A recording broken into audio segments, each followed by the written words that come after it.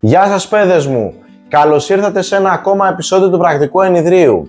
Σήμερα αποφάσισα να φτιάξω ένα βίντεο που θα εκθέσω τον εαυτό μου και θα σας παραδεχτώ κάποια τραγικά λάθη που έχω κάνει τους τελευταίους μήνες και όλα αυτά τα λάθη είχαν σαν αποτέλεσμα να πέσει η ψυχολογία μου στα τάρταρα, όπου λίγο νωρίτερα είχα καταφέρει να ξεκάνω 3 με 4 ψάρια.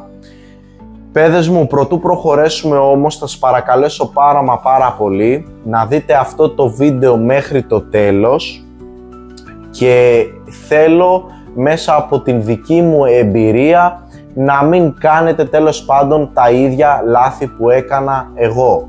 Τώρα, αν σας αρέσει αυτό το βίντεο, κάντε ένα like, αν θέλετε γράψτε ένα αρνητικό ή ένα θετικό σχόλιο. Αν είστε νέος στο κανάλι μας, κάντε μια εγγραφή, αλλιώς subscribe, και μην ξεχάσετε παιδιά να κάνετε και ένα κλικ στο καμπανάκι να σας έρχονται όλες οι ειδοποιήσεις όποτε ανεβάζουμε ένα νέο βίντεο. Θα τα πω τα πράγματα όσο πιο περιληπτικά γίνεται, θα τρέξω τον χρόνο λίγο πίσω για όσους δεν γνωρίζουν την ιστορία.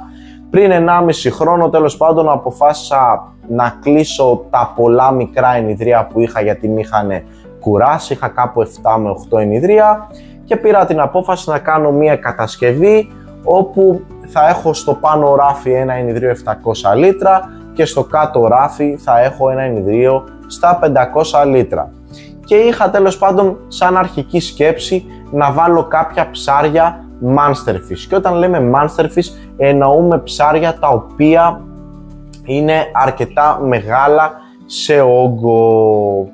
Ως εδώ νομίζω τα πράγματα είναι απλά και κατανοητά. Πού αρχίζουν τώρα τα πράγματα και περιπλέκονται? Τα πράγματα αρχίζουν και περιπλέκονται όταν μας πιάνει ο ενθουσιασμός, όταν είμαστε ανυπόμονοι και όταν ως ένα βαθμό είμαστε άπλιστοι και όταν ξεφεύγουμε πάρα πολύ από την λογική του by the book, του βιβλίου. Παιδιά, είμαι ένας άνθρωπος που ό,τι έχω πει και στα live streaming αλλά και τέλος πάντων σε παλαιότερα βίντεο, είμαι ένας άνθρωπος που ξεφεύγει από το βιβλίο, εντάξει, και ό,τι έχω κάνει το έχω αιτιολογήσει. Το θέμα είναι ότι άλλο να ξεφεύγουμε λίγο από το βιβλίο και να κάνουμε κάποια πράγματα τα οποία είναι λειτουργικά και δουλεύουν στην πράξη, και άλλο να κάνουμε πράγματα τα οποία καταλήγουν να είναι μη βιώσιμα. Πράγματα που έκανα εγώ. Δηλαδή, τι θέλω να πω πρακτικά? Λέει για παράδειγμα το βιβλίο ότι χρειάζεται ένα Όσκαρ, μια κιχλίδα Όσκαρ 200 λίτρα.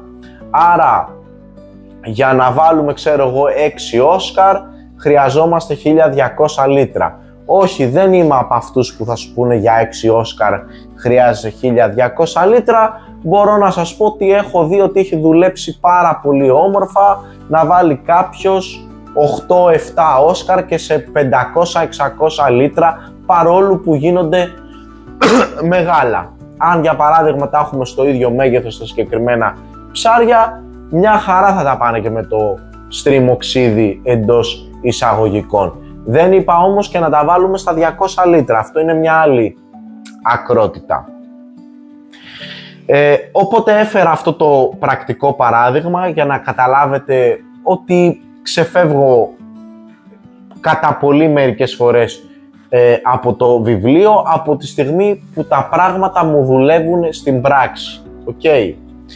Τι έκανα εγώ που δεν μου δούλεψε στην πράξη και έκανα κάτι μη βιώσιμο? Νούμερο 1 λάθος. Πήρα για παράδειγμα 2 γατόψαρα, τα οποία ναι μεν όσο ήταν μικρά μπορούσα κάπως να τα κουμαντάρω, όμως αυτά τα ψάρια παιδιά μεγαλώνουν πάρα πολύ γρήγορα. Οπότε όταν έχεις 2 γατόψαρα με ένα σαλάχι, που το σαλάχι είναι πιο αργός κολυμβητής, και όταν παίζεις σε συμβατικά λίτρα όπως παίζω εγώ, τα πράγματα αρχίζουν και περιπλέκονται. Δηλαδή πρέπει να ρίχνεις πολύ μεγάλες ποσότητες τροφής έτσι ώστε να τρώνε όλοι μέσα στο ενιδρίο. Αυτό μακροπρόθεσμα δεν θα μπορεί να δουλέψει ή θα σου κρασάρει το φίλτρο ή τέλος πάντων το γατόψαρο θα μεγαλώσει τόσο πολύ που τέλος πάντων είναι και έτσι φτιαγμένο που δεν θα μπορείς να το κρατήσεις για πολύ καιρό ούτε στα 700 λίτρα. Τέλος πάντων, όταν είδα τέλος πάντων να μεγαλώνει πάρα πολύ το γατόψαρο και το σαλάχι δεν μπορούσε να φάει με την ησυχία του, έκανα κάποιες τράμπες, μετέφερα το σαλάχι, κάπως τέλος πάντων το έλυσα προσωρινά το πρόβλημα. Μετέπειτα ήθελα να πάρω κι άλλα monster fish. Πήρα τέλος πάντων τα κύχλα που τα έχω μέχρι τώρα, παίρνω τέλος πάντων και κάποια δολάρια. Τέλος πάντων με το πήγαινε έλα αυτών των ψαριών, λόγω του ότι αυτά τα ψάρια είναι αρκετά μεγάλα, δεν υπήρχε και το περιθώριο να κάνω έστω μία καραντίνα. Θα μου πεις, ok, δεν είχες καραντίνα γιατί δεν μπορείς να έχεις ας πούμε ένα ενιδρίο στα 500 λίτρα. Ή ακόμα και όταν το δοκίμασα, παιδιά, για παράδειγμα να βάλω τις κύχλες σε ένα ενιδρίο 260 λίτρα, οι κύχλες ήταν στρεσαρισμένες, δεν μπορούσα να κάνω καραντίνα, δηλαδή να πω θα τις αφήσω 10 μέρες εκεί, γιατί θα είχαν τα ψάρια παρατεταμένο στρες και υπήρχε κίνδυνος να μου πεθάνουν. Τέλος πάντων, έπρεπε έστω να τα βάλω τα ψάρια στο ενιδρίο που υπάρχει πίσω μου, βασικά είναι κάτω το συγκεκριμένο ενιδρίο που έχω τις κύχλες, απλά δεν τις πιάνει η κάμερα, και να κάνω έστω μία αποπαρασίτωση, δηλαδή να βάλω προληπτικά ένα φάρμακο ακόμα και αν το φάνε αυτό το φάρμακο και ψάρια που δεν έχουν τίποτα. Δεν το έκανα αυτό, κάπως μου ήρθε ένα παράσιτο, έμπλεξα, έκανα λανθασμένη θεραπεία επί 2 μήνες, αυτό είχε σαν αποτέλεσμα να προχωρέσει το συγκεκριμένο παράστο που είχα. Τέλος πάντων ήταν ένα παράστο πρωτόζωο, εντάξει, το ξεπέρασα το συγκεκριμένο πρόβλημα. Παρένθεση με ένα φάρμακο το οποίο λέγεται Manacil, κάνει και για ευαίσθητα ψάρια, ακόμα και για σαλάχια. Κάνει για πρωτόζωα, το δούλεψα με σαλάχια, δεν είχα απολύτως κανένα πρόβλημα. Έχασα όμως πολύτιμο χρόνο, κάπου εκεί στη θεραπεία είχε σαν αποτέλεσμα να μου πεθάνει ένα γατόψαρο hybrid που είχα. Τέλος πάντων, πάει γίνεται η πρώτη βλακεία που έφταιγα εγώ, έτσι, γιατί όταν βλέπεις ότι δεν πιάνει μία θεραπεία, στην πρώτη εβδομάδα από τη στιγμή που δεν βλέπεις να μειώνονται τα συμπτώματα, σταμάτησέ την.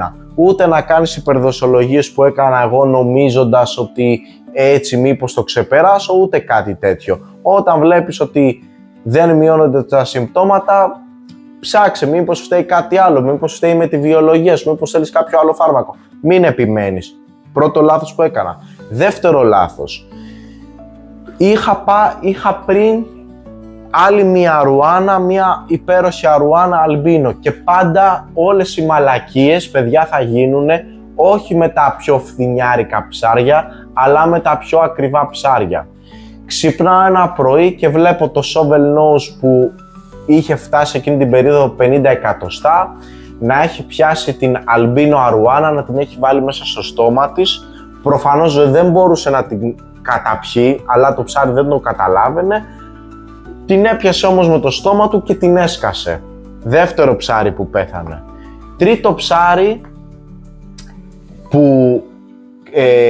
που ξέκανα ήτανε τώρα τελευταία το σαλάχι μου. Τι μαλακία έκανα? Επειδή τέλος πάντων έχω ζήσει τραυματικές εμπειρίες από ψάρια που μου έχουν έρθει και που μου είχαν παράστα, πήρα τέλος πάντων τελευταία 2 spotted gar, όπου εν τέλει να σας πω, παιδιά, την αλήθεια, δεν χρειάζονταν να κάνω αυτή την προληπτική αποπαρασίτωση, γιατί το άτομο που μου τα έδωσε ήταν αρκετά φερέγγιο. Τέλος πάντων, ακολουθώ μια προληπτική αποπαρασίτωση, λέω ok, κάνω που το κάνω να το κάνω σε όλα τα ενιδρία και κάνω τη βλακιά και ρίχνω ένα φάρμακο το οποίο το σαλάχι δεν το ανεχότανε.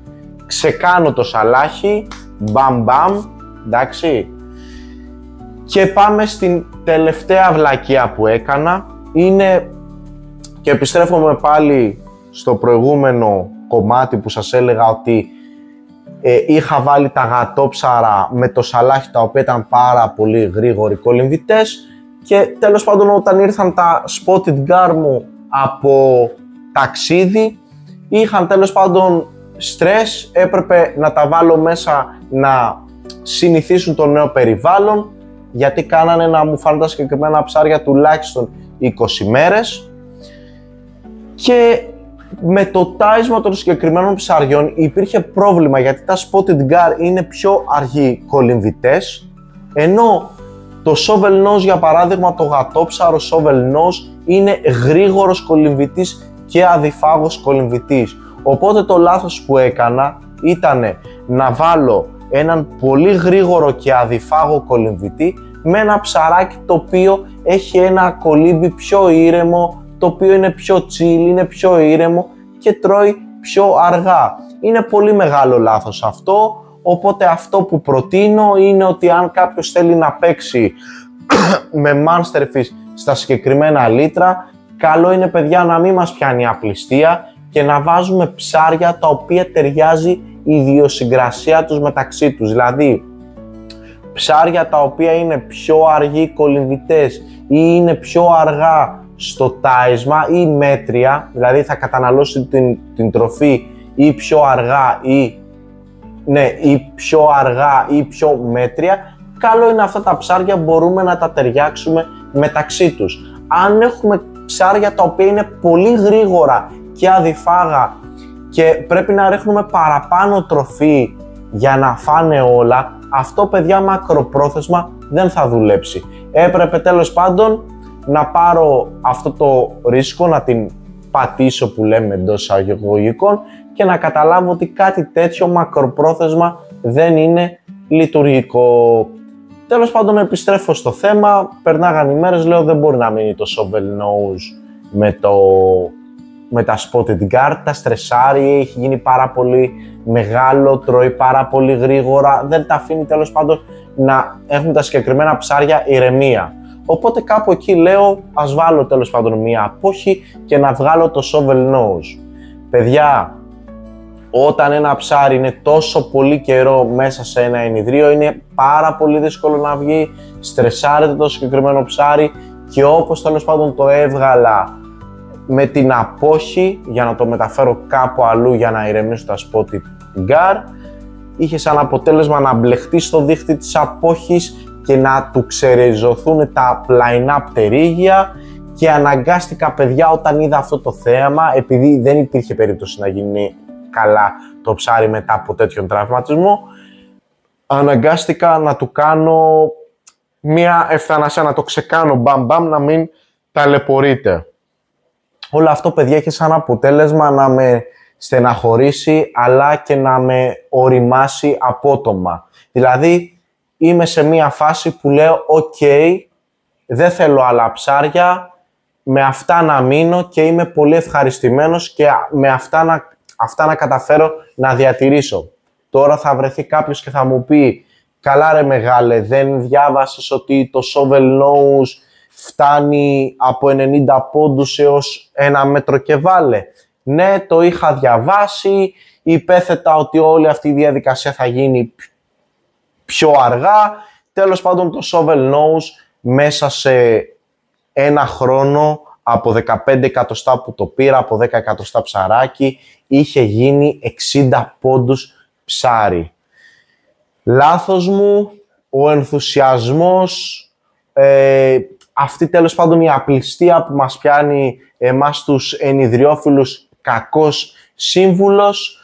Τώρα, να ανοίξω και μία παρένθεση, αν είχα, παιδιά, ένα ενιδρίο το οποίο ήταν 5 με 6 χιλιάδες λίτρα, ναι, εκεί ίσως μπορούσα να βάλω, όχι ίσως, σίγουρα εκεί πέρα μπορούσα να μπερδέψω και αργούς κολυμβητές και πιο γρήγορους, να τους βάλω μαζί.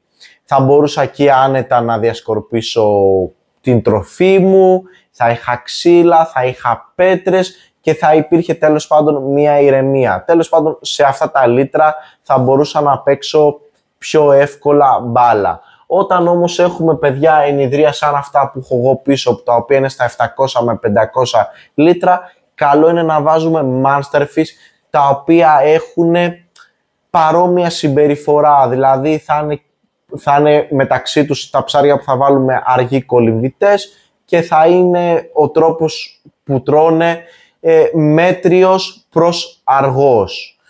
Ή τέλος πάντων αν μας αρέσουν ψάρια τα οποία κάνουν τέλος πάντων επίθεση στην τροφή, είναι πολύ γρήγορα, πολύ εκρηκτικά, καλό είναι να βάζουμε ψάρια τα οποία είναι γρήγορα και εκρηκτικά, να τα βάζουμε μεταξύ τους και να μην τα ανακατεύουμε με πιο αργούς κολυμβητές. Παιδιά, αυτά ήθελα να μοιραστώ με εσάς. Ελπίζω τουλάχιστον να εκτιμήσετε το ότι είχα το θάρρος να μοιραστώ αυτή την εμπειρία με όλους εσάς.